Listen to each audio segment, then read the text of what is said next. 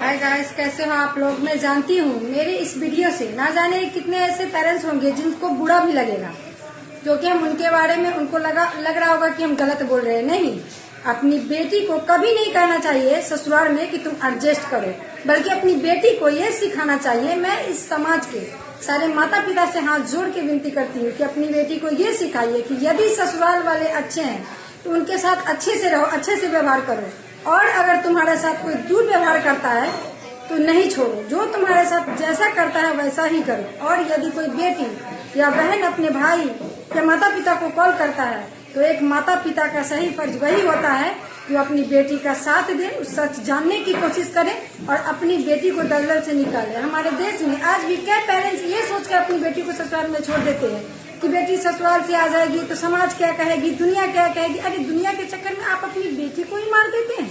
क्या एक पिता का यही फर्ज होता है?